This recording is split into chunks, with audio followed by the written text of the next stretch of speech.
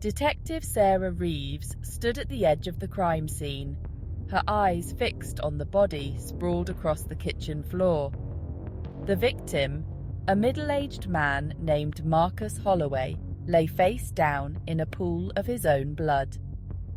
The metallic scent of death hung heavy in the air, mingling with the acrid smell of fear that seemed to permeate every corner of the small apartment. No signs of forced entry. Looks like he knew his killer.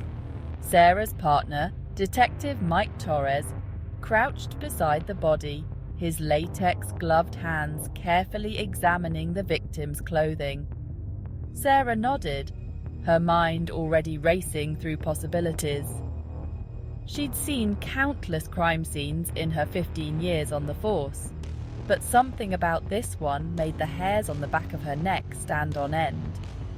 It wasn't just the brutality of the murder, the multiple stab wounds that had torn through the victim's back, but the eerie calm that blanketed the scene. As she moved deeper into the apartment, Sarah's keen eyes scanned for clues. Family photos lined the walls, showing a smiling Marcus with his wife and teenage daughter. Yet there was something off about them.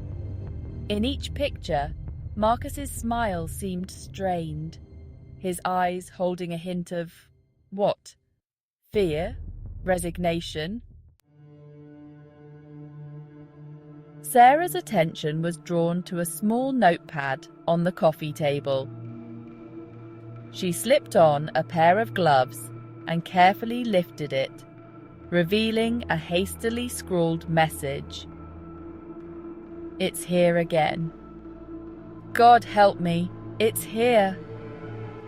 A chill ran down Sarah's spine as she read the words.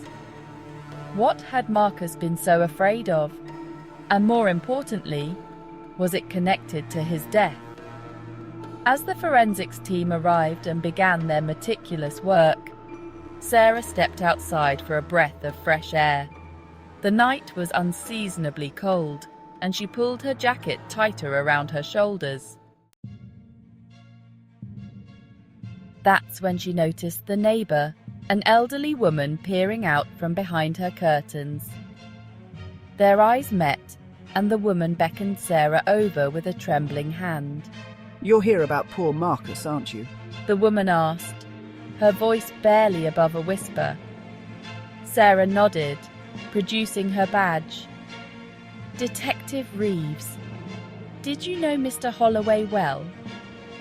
The woman, who introduced herself as Mrs. Abernathy, shook her head. "Not well, no, but I heard things, terrible things." "What kind of things, Mrs. Abernathy?" The old woman's eyes darted nervously around before she leaned in closer. Screaming, arguing. But not just between Marcus and his wife. Sometimes I'd hear him shouting when he was alone, begging someone or something to leave him alone. Sarah felt that familiar chill again. Did you ever see anyone suspicious entering or leaving the apartment? No, dear, but sometimes late at night I'd hear whispers, horrible, evil whispers coming from their apartment, and then silence, dead silence. Thanking the neighbour for her time, Sarah returned to the crime scene, her mind churning with questions. The forensics team had finished their initial sweep, and Mike was waiting for her with a grim expression. "You're not going to believe this," he said, holding up an evidence bag. Inside was a small voice recorder, its red light still blinking. "We found this hidden under the victim's mattress. You need to hear what's on it." In the privacy of their car, Sarah and Mike listened to the recording. Marcus's voice, trembling with fear, filled the vehicle. "If anyone finds this, please, you have to believe me. I'm not crazy. There's something in my house, something evil. It started as whispers in the dark, but now I can see it. A shadow that moves on its own, watching me, tormenting me. My wife and daughter think I'm losing my mind, but I know what I've seen, what I've heard. It's getting stronger, and I don't know how much longer I can..." The recording cut off abruptly.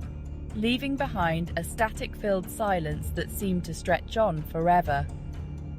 Sarah and Mike exchanged worried glances. What do you make of this? Mike asked, his usual skepticism tinged with uncertainty. Before Sarah could respond, a call came in over the radio. Marcus Holloway's wife and daughter had been located. They'd been out of town visiting relatives. They were on their way back now, unaware of the tragedy that awaited them.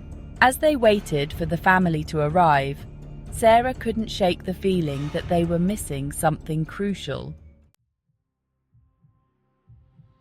She returned to the apartment, drawn inexplicably to Marcus's bedroom. Standing in the darkness, she closed her eyes, trying to imagine what he must have experienced in his final moments. Detective Reeves? Mike's voice called from the living room, shattering the moment. The family's here. Sarah shook herself, trying to dispel the lingering unease. She had a job to do, a grieving family to interview, a killer to catch.